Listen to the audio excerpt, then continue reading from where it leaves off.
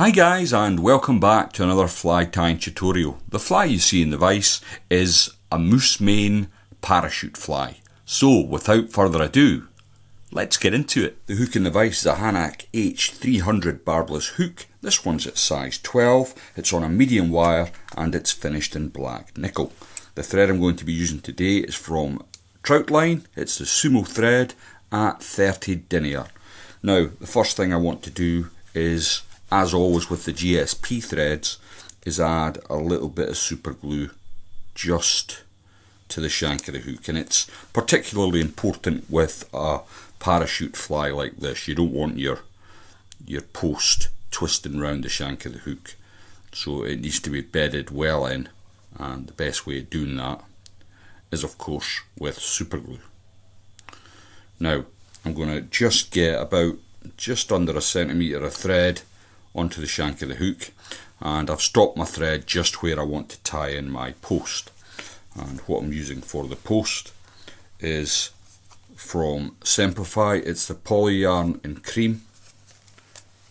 It comes off the card in this sort of size, which is ideal for a size 12. If you want to tie down smaller, you can simply split it and tie in the post that you require. So I'm going to keep it as is. It's just the perfect size for me.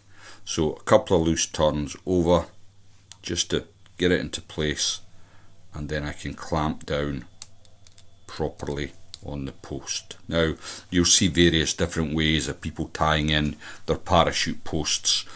It depends on the kind of parachute fly I'm tying, if I'm honest, but for this one what I want to do is create a taper in the back end of my body.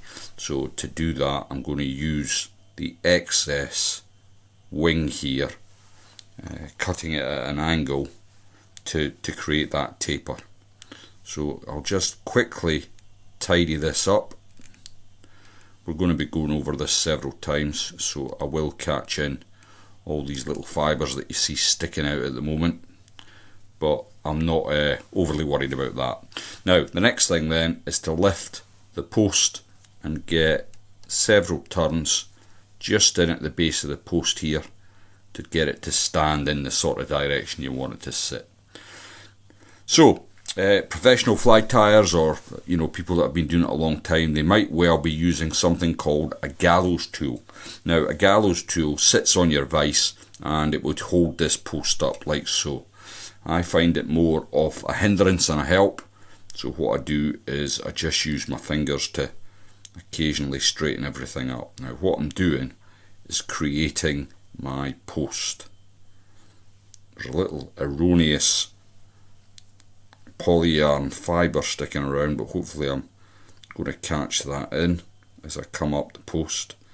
Now it depends on what sort of size of hook, size of post that you want to put in. It's all about proportions, and the more that you practice doing this, and it does take a little bit of practice, the sooner your eye will become aware of what sort of size of post you want. So I've got one there. I would say it's probably between 2 and 3 millimeters. Now before I go on with the rest of the fly, what I want to do is come in with a touch of super glue, and this will just solidify the post, if you like. It will stop it from bending round when I'm trying to tie in my hackle. So what I want to do now is just get this a little bit tidier, get rid of all the little bits of poly yarn that's glinting through, and I'm going to bring my thread down the shank of the hook. Now you'll see that I'm already getting that little taper there, which is ideal. I'm going to lay a bed of silk all the way down to just before the hook starts to go where my vise is, and then I'm going to come all the way back up and I'll rest my thread about there, and that's where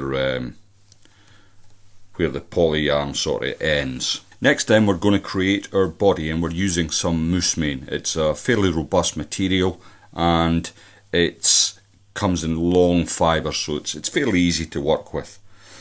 Now, I've picked out 2 strands. I've got a white one and a brown one, and what I want to do is just at the top here, I'm going to take away the thinner pointy ends. I don't want to catch them in. And then I can grab my thread, simply get a couple of holding wraps in, and then I can use the moose mane just to guide my thread down, so I'm getting a nice even body all the way to the bottom there where the fly is going to start, and then I can bring my thread all the way back up. Now as I get to the top, I'm just catching in any little erroneous poly yarn that's sticking out from when I tied my post in. As I get to the front, I'm going to get several wraps, just another couple for luck, and then I can grab my moose mane, and I'm going to use the rotary function on my vise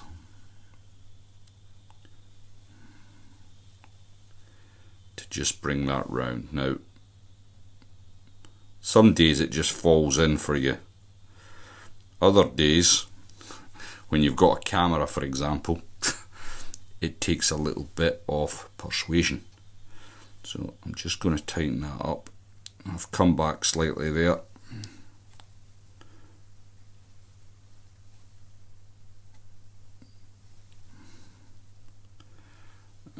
And forgive the quiet moment. I'm just concentrating. Once you've got it started, this becomes fairly easy to wind up, but it's just getting that initial start to the fly that can be a wee bit problematic.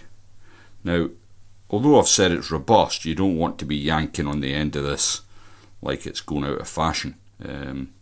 It will snap on you if you put too much pressure on it.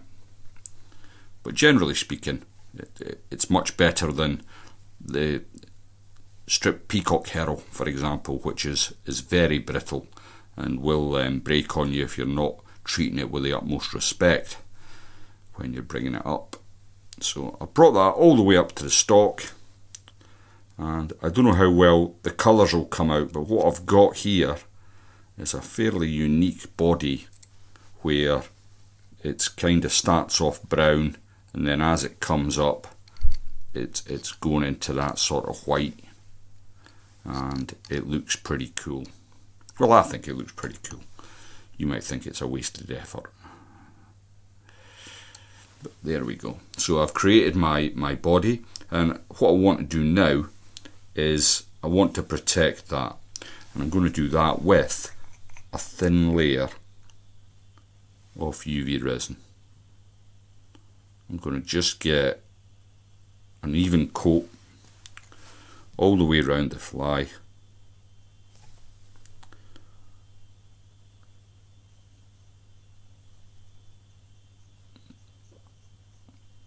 Like so.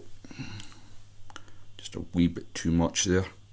You don't want to lag it up the body. At the end of the day, this is a dry fly and you want it to be on the surface, not sunk because you've lagered it up in heavy UV resin or varnish or whatever you choose to seal your body with. A lot of people are not big fans of parachute flies. I've had a lot of success with them over the years. The Parachute Adams is probably one of my favourite dry flies. Between that and the Unsinkable Sedge actually are the dry flies that I tend to reach for when I'm on the river. But you do get what I like about them, I suppose, is that the ability to hang a nymph off the back of them helps them become popular, certainly in my eyes. So the wing itself, I got a grizzle cape here. It's been bleached, and strangely enough, I've actually prepared the feather prior to coming on the camera, which is unusual. So basically I've stripped off one side of the feather and I've left a stalk to tie in. So what I'm going to do is, there's a good side and a bad side to the feather. I don't know how well you'll see it, but I can see that this is the good side to the feather. So I want that down onto the post. Now, excuse my fingers while I get this started. I'm just catching the post in to the left as you're looking at it, or maybe the right, I'm not quite sure. The camera tends to move things around. So I'm going to catch that in, and then I'm going to come up the stalk like so. And what I can do, just get a little bit more thread. I'll come back down, and then I'm going to just tidy up where I tied in there.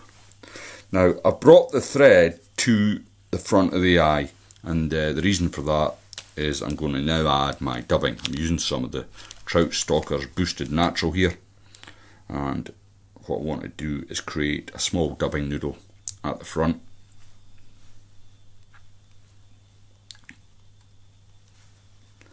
Like so. Now when I bring this up, I'll just come to that side of the post. Now the distance I've got from the eye of the hook to the post I want to recreate at the back end. So I'll come around behind here, and I just need a little bit more dubbing.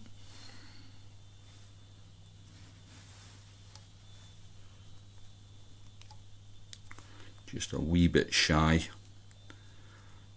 Sometimes it works out, sometimes it doesn't. So just another turn there, then I'll come back, and then I'm going to come over. I just want, sorry to be picky, but I just want another little bit on the front end of the fly. It just looks like it's a little bit unbalanced. So just another little bit of dubbing there. And then what I'm going to do this time is I'm going to come around the back of the post, and I'm going to rest my thread on my right hand side. You might be looking at it as the left. Then what I can do is I'm going to bend the hackle around like that, and if I can find my hackle pliers, I'll catch that in.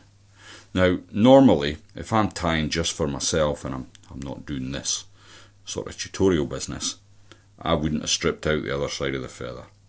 I would want the whole feather on my hackle, and the reason for that, of course, is that as an angler I want the fly to be floating like a cork, and what keeps parachute flies in the water surface is the hackle.